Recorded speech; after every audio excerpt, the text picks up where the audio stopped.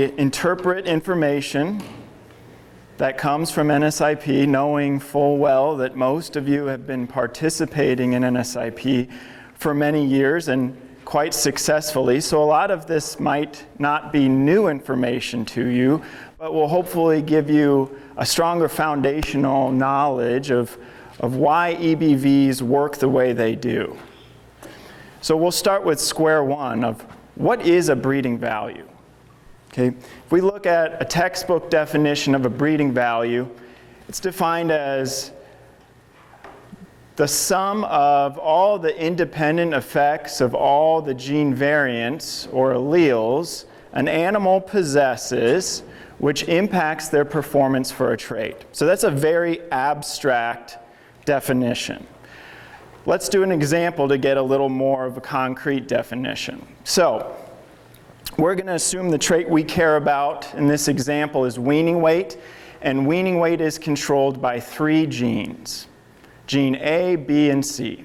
And each of those genes has 2 possible variants or alleles. So we've got A1, A2, B1, B2, etc. The one allele is going to increase weaning weight by 1 pound over average. The 2 allele is going to decrease weaning weight by 1 pound over average. So that would be the independent effects of these alleles. So now we've got a RAM and a U here, and we're gonna genotype them at these 3 genomic locations. And because we know these independent effects of those 2 alleles, we can calculate the breeding values, the true breeding values for weaning weight for this RAM and this U. So this particular RAM, you see he's heterozygous at the B gene. So he has 1 good allele, 1 bad allele. Those offset each other. He's also heterozygous at the C gene. But for the A gene, he's got 2 favorable alleles. Okay, so we just add up. And we'd say this ram's breeding value for weaning weight is positive 2 pounds.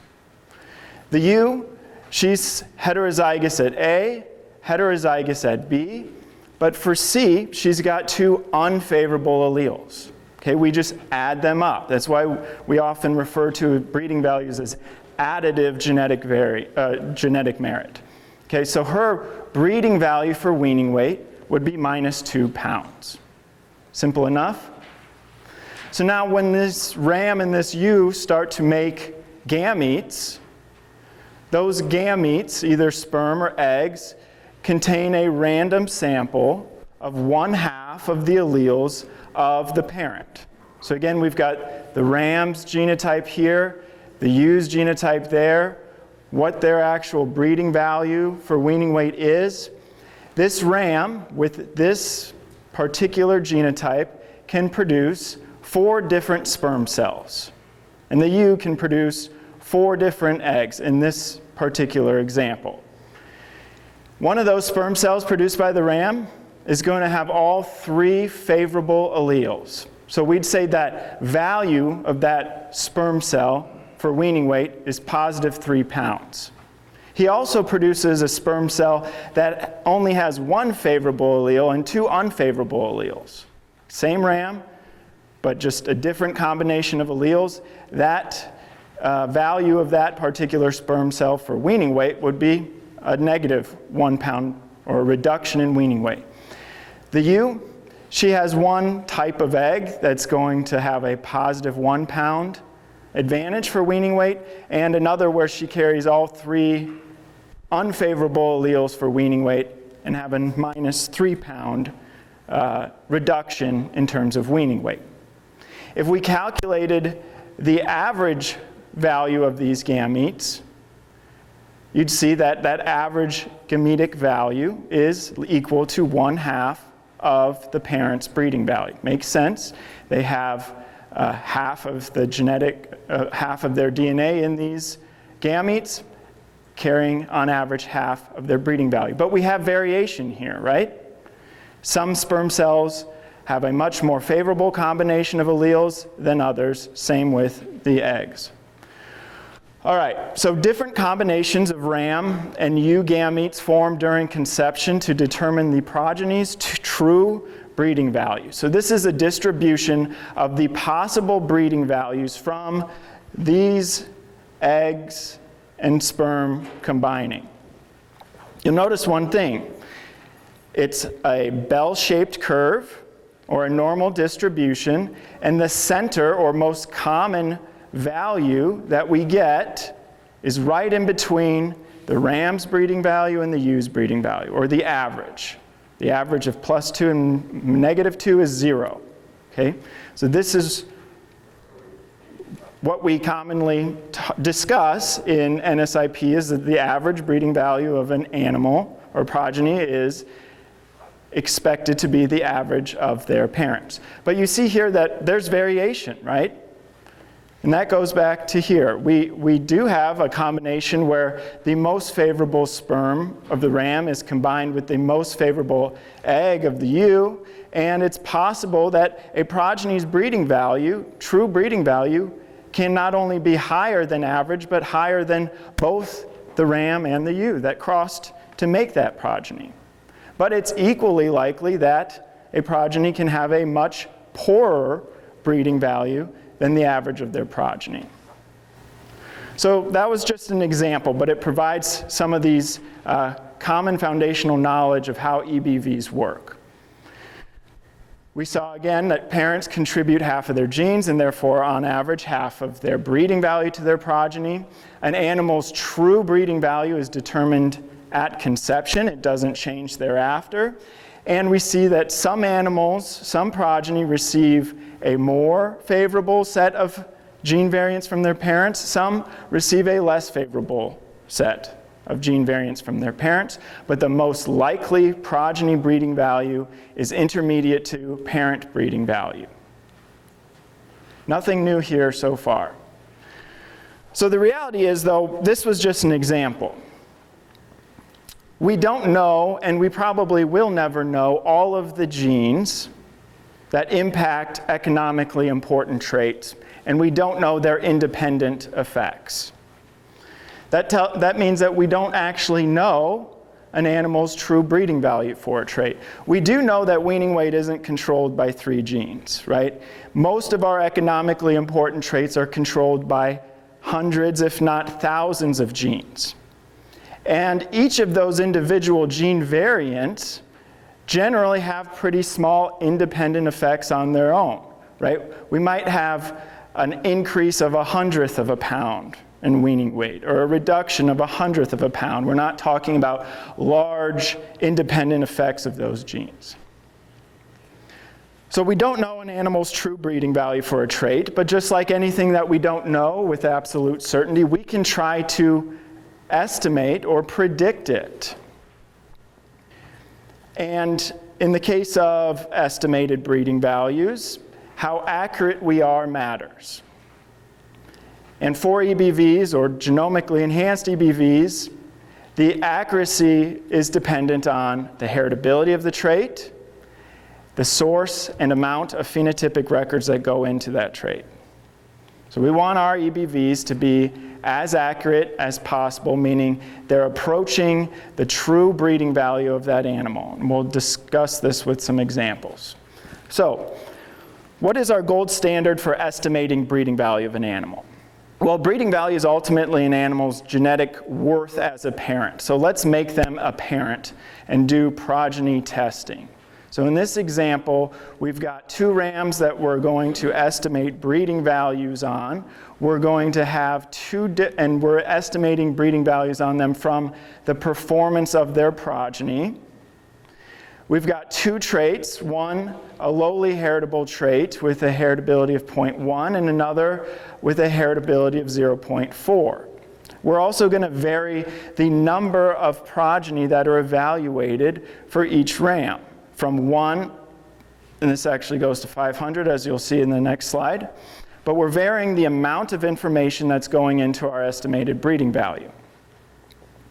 In this example, the average performance of the progeny, though, isn't going to change. Okay? Whether they have 1 lamb record or 500 lamb records, ram number 1's average progeny performance is going to be 5 units above average, and ram number 2's is going to be 5 units below average. So in this example, we actually know what the true breeding value of these two rams are. Ram number 1's true breeding value is +10, ram 2 -10 for both traits. Okay, so we're going to do this progeny test. In this table, we've got EBVs and associated accuracies for a trait with a low heritability of 0.1 and one more moderate at 0.4.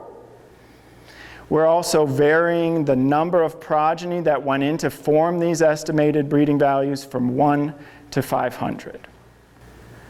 So the first thing that you'll notice from this table is that overall accuracy is lower for traits with lower heritability. And I'm sure all of you have seen this in practice.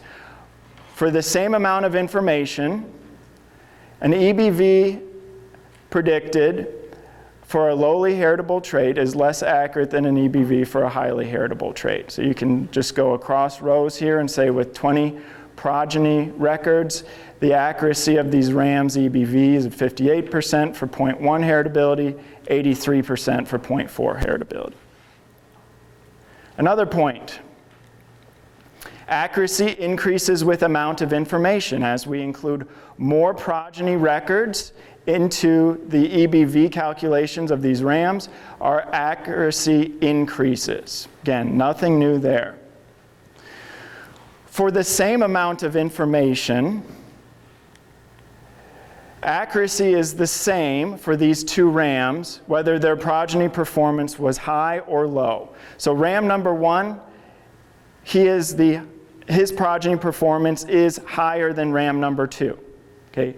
But a lot of people think that high accuracy means better estimated breeding value, and that's not necessarily true. Right? We can have very highly accurate EBVs for a ram that has poor genetic merit. Estimated breeding values, whether they're based off of pedigree or genomics, change as more data are included. We see here as we increase the number of progeny records, and in this example we weren't changing the performance of progeny, we're either increasing the EBV of ram number 1 or decreasing the EBV of ram number 2, which brings up the final point that I wanted to make from this example, is that we often say our estimated breeding value themselves have accuracy built in. Meaning that as we include more and more information, those EBVs themselves are able to get further and further away from average. So you see, if we only have one progeny record, the EBVs for these two rams are very close to 0. As we include more and more progeny records, and we haven't changed the performance of these progeny, they begin to approach the true breeding values of those rams, or +10 and -10. So it's an important concept, as if we see animals with extreme EBVs, we can be pretty confident that those animals' true genetic merit are that extreme. It takes a lot of information to move away from the average. Okay, so GEBVs and genomically enhanced EBVs and pedigree estimates of EBV differ in the type of genetic relationship information used. GEBVs use both genomics and pedigree information, whereas our typical EBVs only use pedigree information. So we'll see differences in accuracy, but how we use those day to day in selection decisions do not differ between GEBVs. I'm running short on time here, but another important point that we should always keep in mind is that GEBVs or EBVs are for comparing animals, not predicting performance.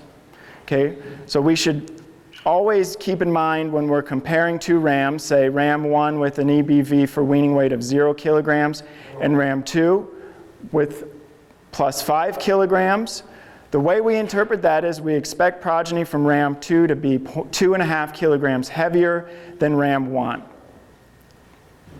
We don't interpret it as we expect progeny from RAM2 to weigh 32.5 kilograms at weaning, right? We are using these EBVs for comparing animals, not exactly predicting performance. If you're an experienced breeder, you might have a better feeling for how EBVs result in actual performance on your operation, but once you move away from your particular operation, that ability is lost. So I'll just finish up here, and you'll have my slides to see the other points that I didn't get to. But a nice quote from an old sheep breeding textbook that I think we should always keep in mind as we have these genetic tools available to us going forward and might be altering what our end goal is as sheep producers. And so I'll take any questions. David. Tom, we talked about EBVs. How many progeny is that GEBV worth? It's really going to depend. I know that's not a great answer, but we can provide some of those baseline idea, but it depends on the trait, right? But Luis, Ron, do you have an example of, if you genotype a ram, for a particular trait, how many progeny records is that worth? And I would say it depends on the heritability of the trait. So if the trait is highly heritable, then records on few offspring would be equivalent to already have the genomic information. Right. Yes. While if a trait has lower heritability, then you may need more records for increasing the accuracy more.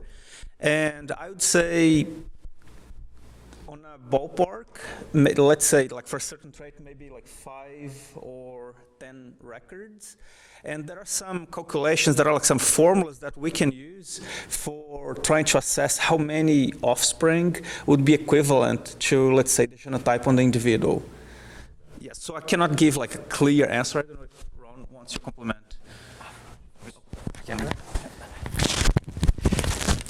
There's been a fair bit of work that looks at that idea, and it's usually based on where information is coming from.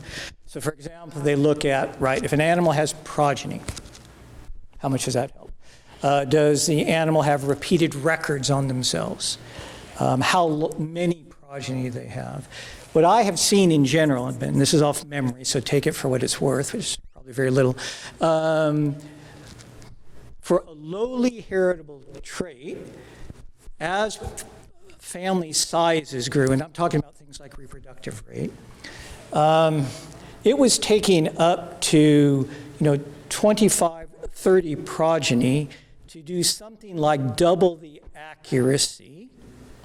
If you had genomic information, you cut that back by more than half. Ballpark. So rather than 25, so we could maybe make it worth 10 to 12.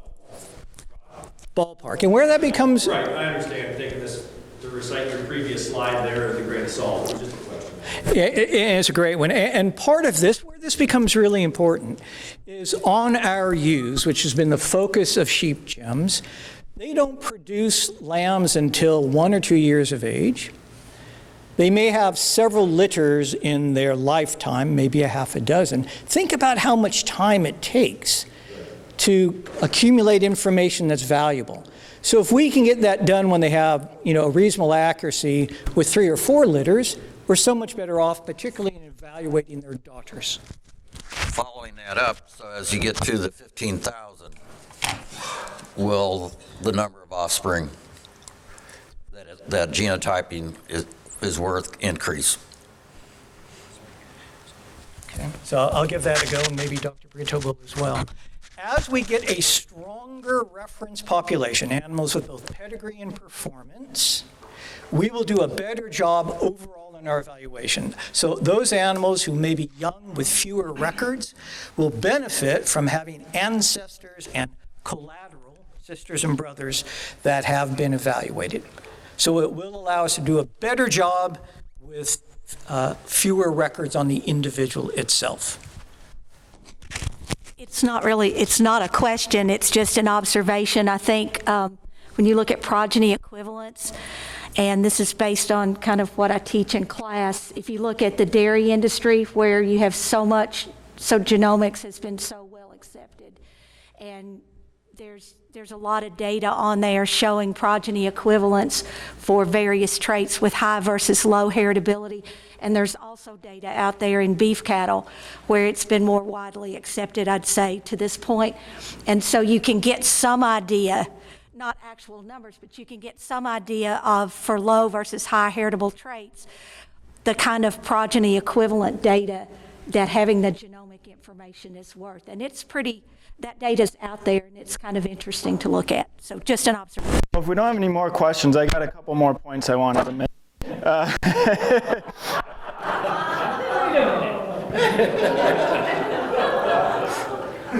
All right, this is just some finishing up on accuracy, right? We're going to talk about genomics and how that improves our accuracy of selection. That's very important. But having high accuracy is not necessarily a selection goal you should have, right? We showed that animals can have a very accurate EBV and have really poor genetic merit. So don't try to keep animals around on your operation just to increase accuracy. If they have poor genetic merit and they don't meet your breeding objectives, get rid of them. Magnitude of accuracy. Some people think, well, we got a 90% accuracy on this ram. That means that his progeny are going to perform in a very narrow window from one another. That's not what accuracy means. We expect the actual distribution of progeny performance to be very similar between an animal with a low accuracy and a high accuracy. This goes back to a point that I've been to a lot of ram sales around the country. I'm not singling out anybody here or any individual breed, but we tend to hear producers say stuff like, this ram, he really stamps his progeny, right? Meaning, progeny from this ram tend to be similar in overall appearance. We call this prepotency. Ability of an individual to produce progeny whose performance is particularly uniform. But we need to be realistic. As sheep breeders, we are often very biased, right? Sometimes we breed a ram, our best ram, to our best ewe, and those ewes are extremely uniform. We should expect those progeny to be uniform. If you really think about prepotency, this really has only been observed for animals that are inbred, for simply inherited traits like polled versus horned, or for highly heritable traits. Think about if you want a ram's progeny to all be exactly the same. That means we want rams that have very little variation in terms of what kind of sperm cells they produce. Meaning this ram is entirely homozygous, more likely inbred than this ram. And Carrie will talk about why it's important to maintain genetic diversity in our sheep breed. So this whole notion of, rams stamping their progeny is just more or less marketing. Sorry, guys. It's good, but it's not real. Do we have more questions? We still have time, 5 minutes. We can have one or more. I'm going to respond to something that Deb said because I think it's really important for everyone to be aware of. I mean, in terms of new at this, and in part it's because of the cost of genotyping relative to the value of an individual animal. It's a real impediment, and we're doing everything we can to keep that price as economic as we can. But what we did in sheep gems, and it goes in a way back to the dairy cattle industry, they realized after a while they were genotyping the wrong animals. They spent a lot of investment in genotyping bulls at first, which makes sense. they have a huge consequence. But the traits that matter are in cows, right? And so if you don't have dairy records on genotyped animals, you're shooting yourself in the foot a little bit.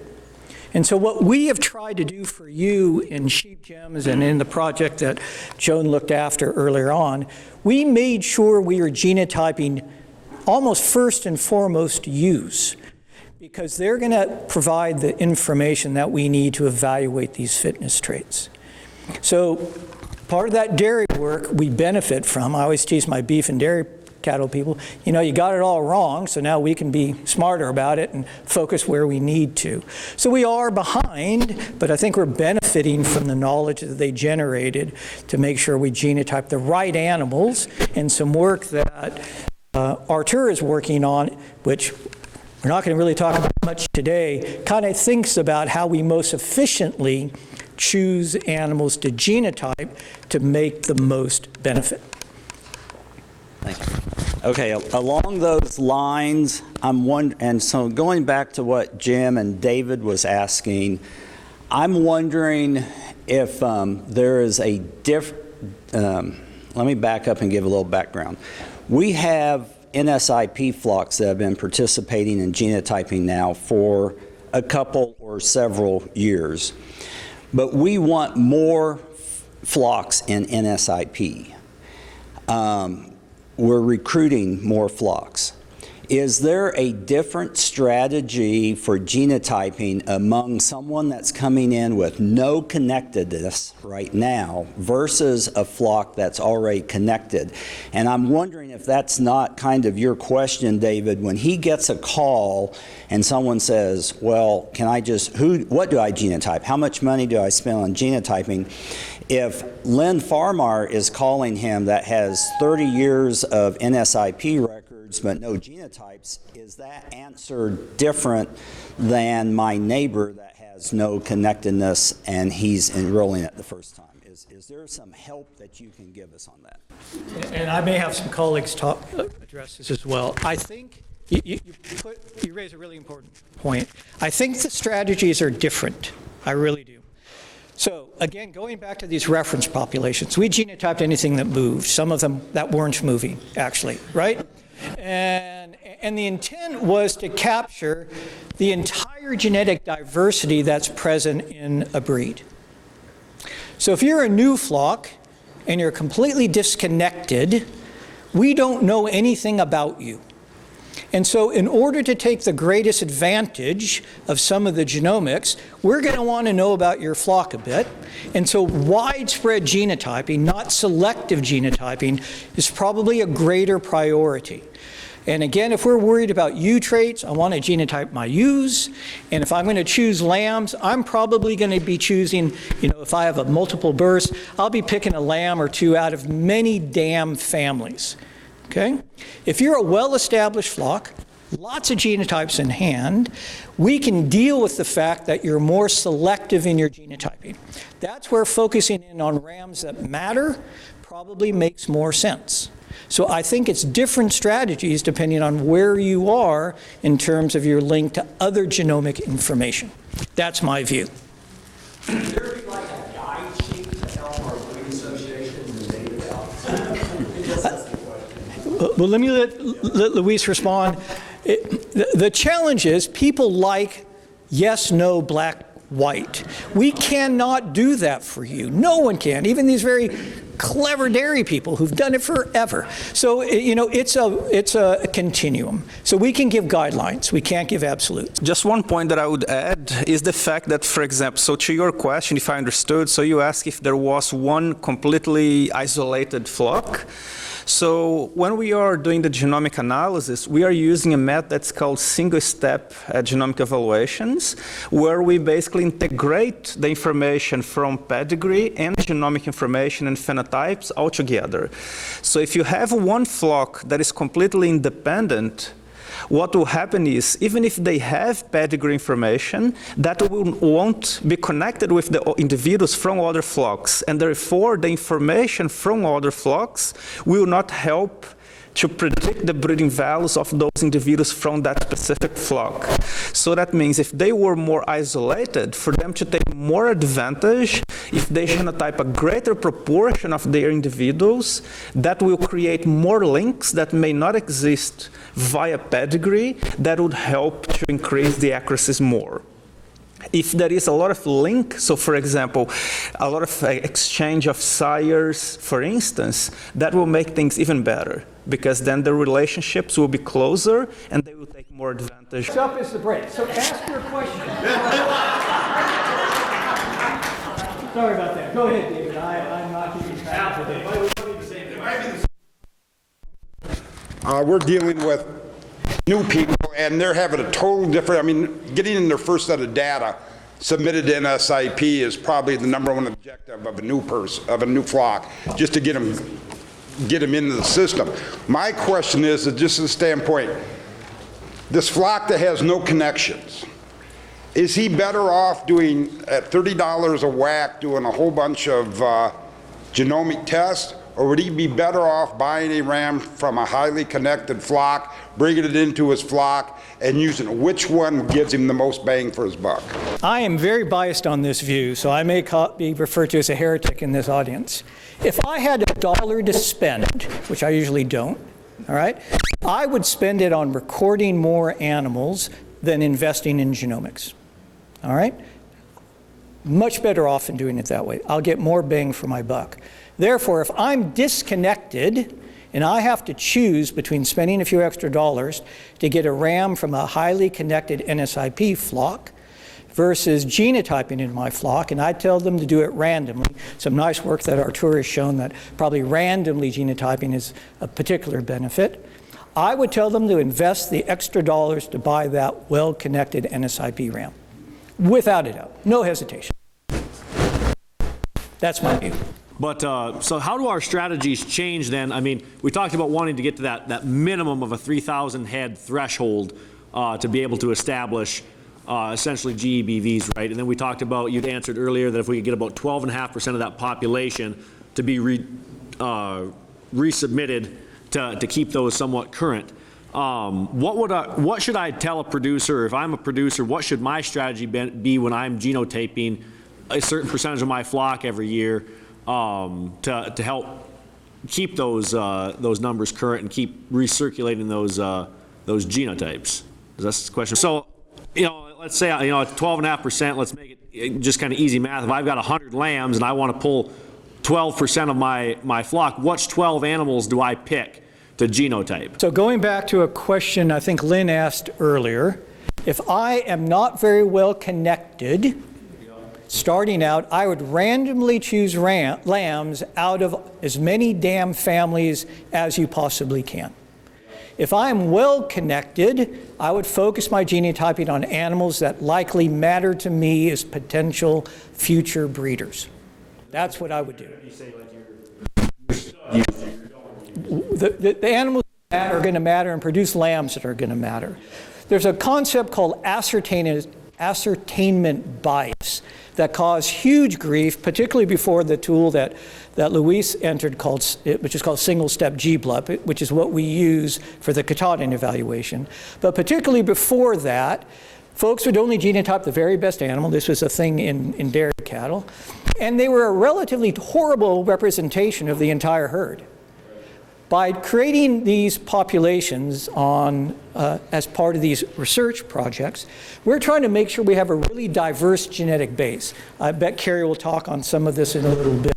So that it allows those who are already well genotyped to focus in on the animals that matter and not suffer from this bias. That is not true for disconnected flocks that have very little genotyping. And that was moving from past, I was speaking more like flocks then that were connected already. If I was a producer that had been, that's quite well connected and I've got 100 lambs, I'm going to genotype 12 of them.